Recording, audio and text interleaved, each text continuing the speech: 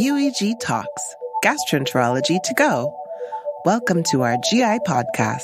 Listen for fresh insights and perspectives in science, education, and professional development.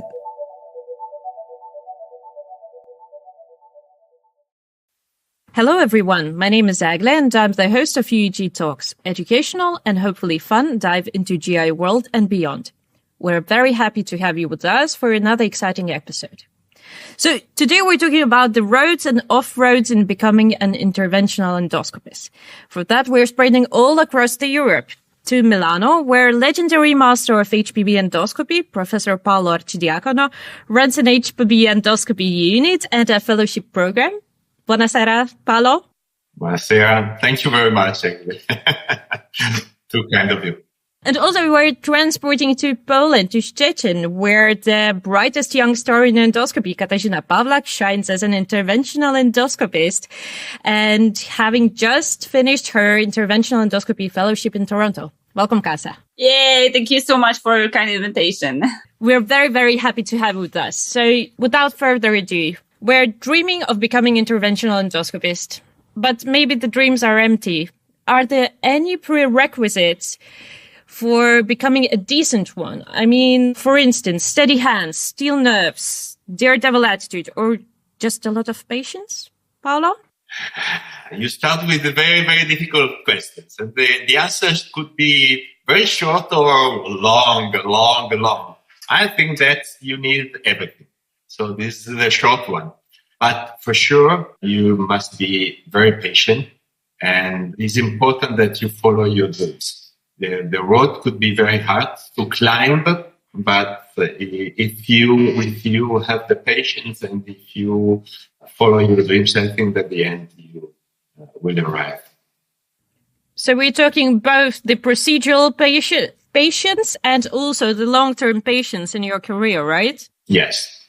And Kasa, what's your special thing to have before becoming an interventional endoscopist? Yeah, so I can see from a fresh finished fellow perspective. So I think, of course, having a great mentor like Paolo would be amazing. So it's always super important to have a mentor because the mentor is directing you in a good spot and is giving you a chance. It's opening doors because it's your mentor. It's also your somehow sponsor, somehow ally, right? So we are looking for that when we are trying to do interventional endoscopy, but also persistence and commitment. Because if they see that you're working hard, they will definitely appreciate that and they will help you to get what you want. It's always win-win situation. So it's very important to do that.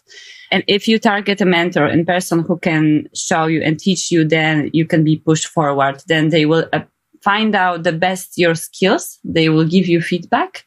They will shape you, but also they will direct you what procedure you're good at, because sometimes we are not good at everything, right? So we have these mentors and experienced people who see what we can do and what we can continue, right? Yeah, that's very important. You said, Kata, is very important what you said about the fact that, and that's important, is not everybody could perform any kind of interventional endoscopy. I think that if you are not predisposed to perform EUS or ERCP or ESD, it's not an issue because you can be a good interventional endoscopy to perform POEM or full fitness or notes. It is important that you follow the advices of your mentor. So you have to be humble. No, it's not so easy, and it's not something that leads you to a success if you are trying to do something that you are not predisposed to. Yeah, and I think also, like Paolo said, of course you have to be really patient because it will take really sometimes a long time. Nothing is given to us like that. Sometimes you have to just find your way. You have to find a good place. Of course, skills will come with the training, with the volume, I think, because the volume will decide about your skills, right?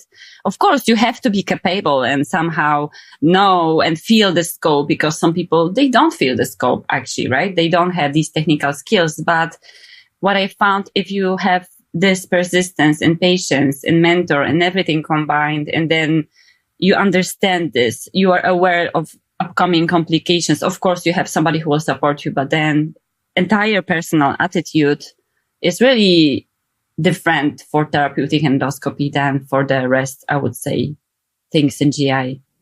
So you have to take your losses with stride and, let's say, stoicism. If you don't do procedures, you won't have complications. Exactly. Absolutely.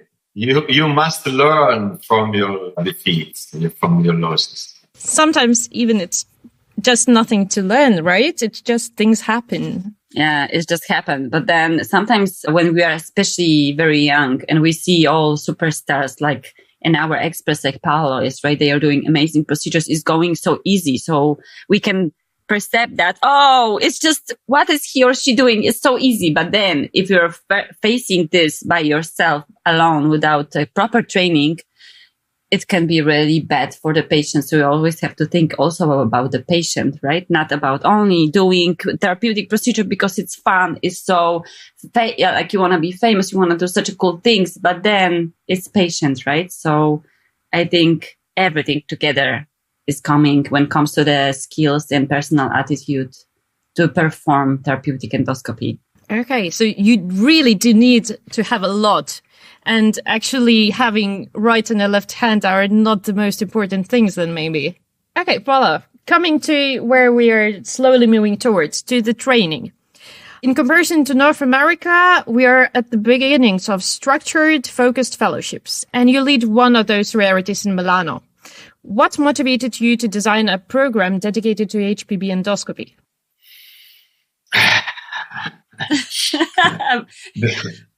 I want to hear that. No, the motivation started many years ago. Our fellowship program started more than 15 years ago, probably. And the first motivation was that I had to, because I'm very old, I started my training in US in endosonography in 1992. So at the time I was a fellow and I had no trainer. So I started by myself. And the only training that I had at the time was I had a big training in transabdominal ultrasound and endoscopy. So I had to combine those. And it was a long run, definitely, with a lot of defeat, a lot of, enthusiasm and so on. So at the end, I said, okay, I need to do something because if I want to have a team, I need to be able to train. So the training starts from your team. And then after the team, then we decided to build a structured training program because at the time we had the numbers, the case mix, and the skills. Somebody said that we had the skills.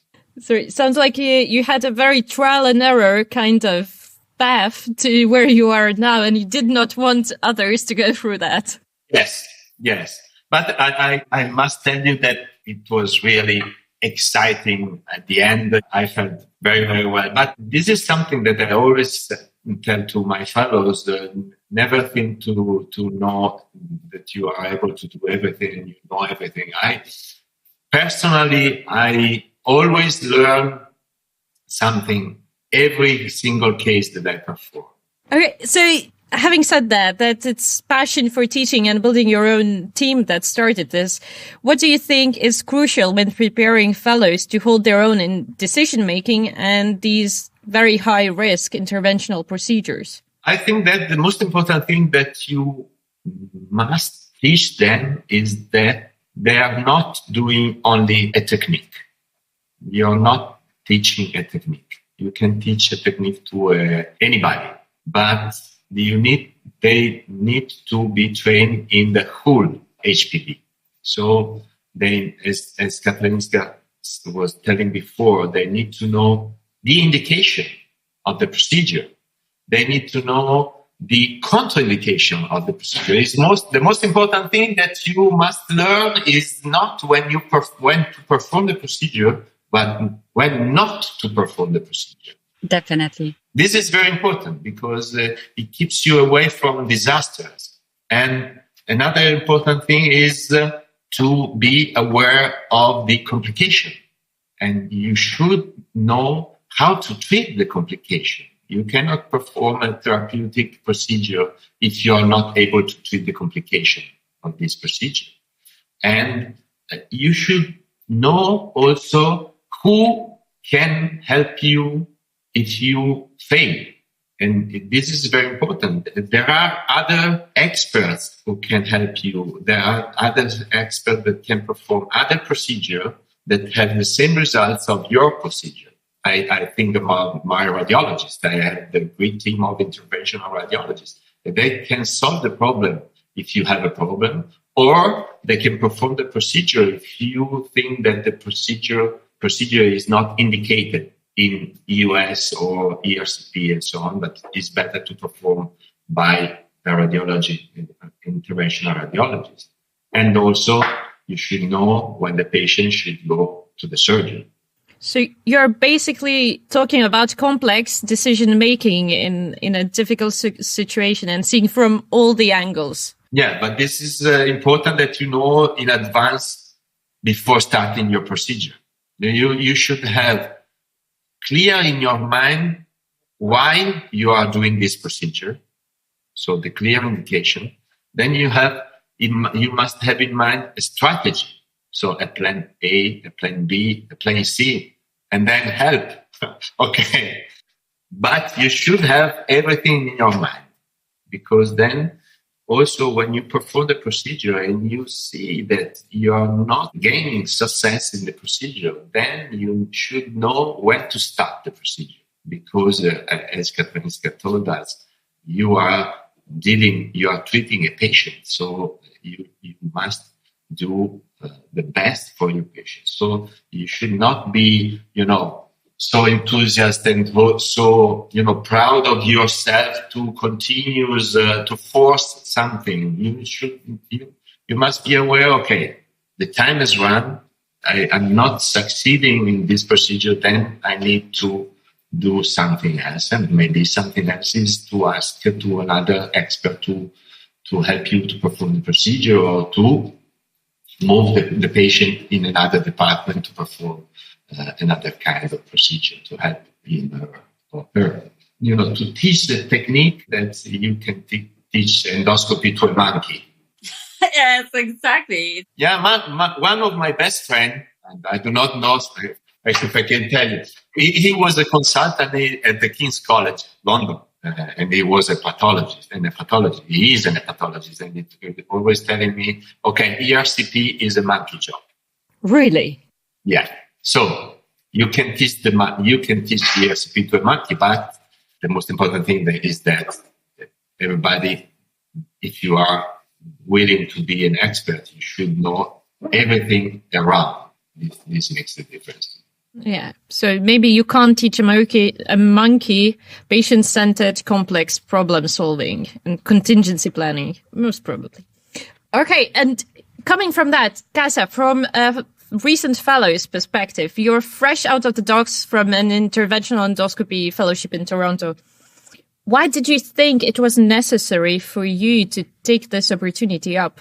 Because sometimes, I think especially in Europe, like Paolo Center is unique. We have to say that. There is no therapeutic endoscopy fellowship at all. That doesn't exist in Europe in most of countries. So you can count maybe on one hand where you have these centers.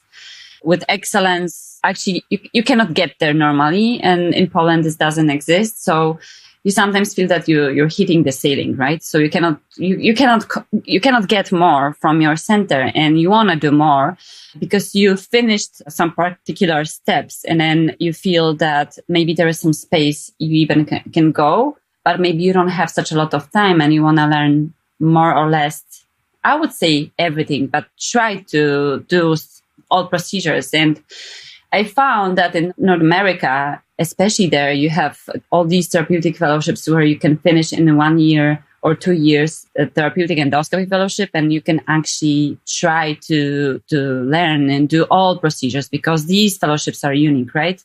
It's not only hepatobiliary. Of course, would be super appreciated if I would be able to do first hepatobiliary and to upskill myself in very complex ERCP and to do more. But I also love resections. So to me, it was about trying more or less everything. And that's why I was looking for a center in Northern America. But in the United States, for us, to me, at that time was not possible because you have to be certified and so on. So it's very, very complicated. And I found about Canada that actually it's possible. There are different requirements, but the style of the fellowship is similar, like in the United States, but it's much easier, actually, let's say to us, because you don't have to be certified. You don't have to do a certification of your board. So that's why I, by accident, found about Toronto, and luckily I get there. So basically, your motivation was a huge hunger for advanced endoscopy. Yeah, definitely. And good volume, because you also have to go to the center where is a good volume. Because if there is no volume and you have that, like, I don't know what's in Paolo's center, how many fellows, Paolo, you have during the one fellowship year? At the moment, we have 2 in HPB. Oh, so you have, exactly. So you have great volume, you have 2 fellows. There was 3 to 4 fellows. So I knew that you have to be in a very good spot with a good volume for all procedures, more or less. So that's why that was my motivation. Good center with a good training, with good trainers, with ability to do hands-on, because sometimes, some training centers, they do not offer hands-on, and good timing, because 6 months is too short. 1 year is good, but they offered me to do 18 months. So that was extra timing to continue, right? To prepare to do those things on your own, right? Be comfortable. Yeah, and especially that, as Paolo said, technical skills is nothing. Then you have to start thinking about what you're doing, why you're doing, what to do when you have complication, what equipment you're using, because you also have to learn equipment. Sometimes people don't do that and they just do the procedure. But then when you're by yourself, you have to decide about the type of the stent, about the type of the balloon, about what to do, what even guide wires use, and so on. It's very complicated in hepatobiliary. So you have to not only look at the procedures, setting up the diathermy and so on, but also equipment. And then after, take a look at the patient, what's going on with the patient, why we have this elevated aminotransferase and so on. So it's very complex. So you have to take a look at everything, not only skills, like Paolo said, but every detailed from the performing therapeutic endoscopy. Okay, so you touch on the timing. So I would like to ask, what's the difference? Short, focused visits versus structured fellowships? Can we attain the same expertise through dedicated hop-ons to different centers and then training back home without leaving our lives for an extended commitment, for instance, 18 months? Paolo, what do you think? I think that if you are a fellow, you're willing to start your training and so to acquire some kind of expertise. I think that's a fellowship. It takes at least 1 year. So you need to spend 1 year in the training unit. If you already expert or skilled in a procedure and you want to, improve your skills in part or more expert part of the procedure, then you can also try to find out the possibility to go just for a spot. But to me, the spot is at least 2 or 3 weeks, because particularly if you are looking to learn interventional EUS. Interventional EUS is not ERCP, is not EUS. So if you look to big centers in Europe or in the United States, the numbers are not so high. So if you want to be able to look and to perform 1 or 2 cases, you need to stay at least 2 or 3 weeks in the unit in order to be exposed to these cases. So those are 2 ways to learn, but referring to 2 different levels of expertise. Okay, so it goes back to the numbers. You have to have those to train as a monkey, the technique, and then train your mind. It's like training for a competition. If you do not train every day at least 3 or 4 hours a day, you cannot win a competition. If you're playing tennis and you are not Djokovic or Sinner, so you're not this gold hand, so you're not touched by God in your hands. I think that you need to train at least, and they who are champions train every day 4 or 5 hours a day. So if you want to become an expert, maybe not a champion, but a good expert, then you need to be trained to train a lot. So I agree that somebody said, okay, the numbers are not that important, but the quality of the training is important. And the quality, how to perform, you perform and train the trainees. But if you don't have cases, or if you don't have enough cases, how can you train the trainees? If your unit performs 10 procedures per week, these are not enough. So basically endoscopy is a sport, and Michael Jordan would agree with you. He trains most of all. You know, there is this sentence like crazy dreams take crazy effort, and this is like that. So like Paolo said, I think we sometimes misinterpret the volume also, because the volume is, of course, the volume because you want to have this technical skills, but the volume is also cases. So different cases. So you will be even sometimes have this large stone, or you will have this stricture, or you will have different indications in different cases. That's the volume, because aside of teaching yourself skills, because dealing with large stone or doing spyglass or anything else is absolutely also, I would say, very technical skill, but as well volume. So your expertise is growing up. So your skills are growing up, not only these technical ones, but also integrative and also cognitive ones, right? So, and also regarding the timing, I just want to mention, Paolo, of course, I agree with you, but also there is one study, I was very interested with that. There's one study about the US, like diagnostic only US, that it's showing that you're capable to diagnose super simple things like subepithelial lesions and perform basic EUS in 6 months. But if you want to diagnose really properly hepatobiliary and pancreatic diseases, you need 12 months with biopsy and so on. So I think these studies are coming from something. So volume, of course, I agree with that, with timing and with everything, but it's everything combined.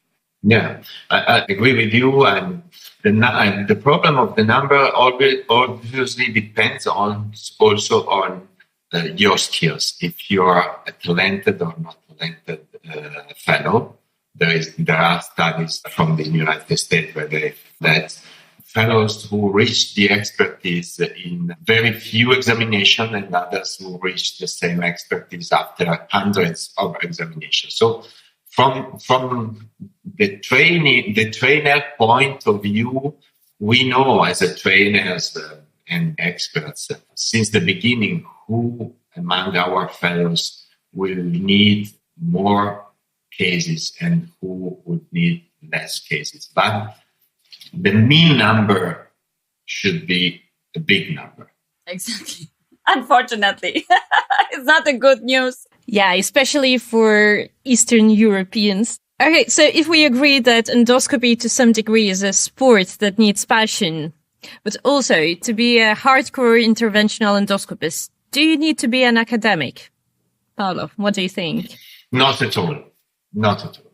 Whew. Relief. I think that you need to be a physician. Exactly. You need to be a good physician. Relief, Paolo. Thank you. No, absolutely. Absolutely. And also, I don't think that all good training is performed in academic centers. I don't think so. I think that you need to have a look of the centers regarding the expertise of the trainers and the expertise and the numbers performed. Just an example, we all know Mark Giovannini. Mark is one of my best friends. Mark is not working in an academic center, but probably he is one of the most important pioneers in EUS and therapeutic EUS in the world. And he has trained a lot of fellows. And I am academic, but there is no need to be academic at all. I can hear the sigh of relief from the audience hearing that. Exactly. I have to say that it's a huge relief. And thank you, Paolo, for saying that, because we from our perspectives, we have mixed minds, I think, when we are making the decision. And then I feel that we are really confused about it because we, on the other hand, like from the one perspective, we want to be a good researchers and do excellent research and so on. On the other hand, we want to do therapeutic procedures and do great procedures and crazy procedures and then feel very brave and accomplished. But I feel that also both these things requires timing. And if you want to, like you said, be really skilled and be a good therapeutic endoscopist, you have to do this volume, like we're saying, but you don't have time because in Paolo Center, you work like 12 hours. I can say that. I see my friends, they are really working long time. And I had the same in Toronto. We were working really a long time. And then you are super tired. Like you want to extra read about procedures, read about how to do that and read cases and also study a bit because you also have to study, not only do, you have to go to the literature, you have to go to the books. There are some dedicated books for ERCP. And then you want to be focused on that. And I know also my friends like Enrique de Madeira, he's amazing researcher, but he's doing many research, right? So I think, and I agree with Paolo, that you have to pick up. Of course, you can make your observations and then sum up and publish them or conduct some studies, but I feel relief because I always was very stressed about that. Oh my goodness, I have to do research. But then on the other hand, I want to do therapeutic endoscopy. And then, but yeah, it's difficult. So you have to pick up. Yeah, I agree. I just want to point out something because when you do and you practice and you perform a good practice and you have the numbers and you have the case mix I think that doing clinical research, if you have this, is not easy, but it's possible. So I think that is not also doing good clinical research is not only an academic issue. If you are working in a good clinical environment and a good clinical unit, then you can also perform research. Doing research is something that keeps you on the edge, and so you can perform also a better work, a better activity if you do also research in your activity. As Katarzyna said, Enrique de Madeira is a great research. In my team, I have Gabriele Capurso, who is probably one of the best pancreatologists in Europe. Oh, of course. I forgot about that. Sorry, Gabriele. He is, part of the team is doing research with him, But the clinical activity is something that gives you the opportunity also to perform good research, and not because you are academic. What you talked about, it's 360 degrees of seeing the patient in context of clinical case and literature and what's going on. What can you offer? And also shout out to Enrique and Gabriele. And we could do it today much more, but we have to end at some point. So to end with, if we have the technical abilities, if we have the passion, if we have the dedication and perseverance, do you have an advice for a person trying to get into an interventional endoscopy? Being really committed. And I always tell to my fellow, don't allow nobody to tell you that you cannot do this. If this is your dream, if this is something that you are willing to do, this is what you must do. So nobody can tell you you cannot. Hold your ground if it's your dream. And Kaisa? Yeah, and make this effort. Absolutely. Like try to make this effort and don't give up and try to find a good place because place and people will let you reach the stars. And if you will find one like I found in Toronto, then like you will feel like the best person in the world because you're working with really people who want you to be there, and you also feel very well welcomed. So you have to be really motivated, and you have to know what you want, and this will lead you to this place. I think I agree with you. The most important part of your research is to find out a good mentor. Somebody who is willing to teach you. Okay, so it sounds like the future is bright.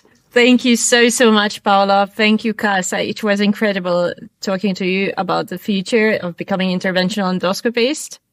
Thank you for your time and thoughts that you shared with our audience. Thank you very much. Thank you very much. I appreciate it a lot. Thank you so much. Thank you guys for joining. We'll see you in the next episodes. Bye. Bye. Bye-bye.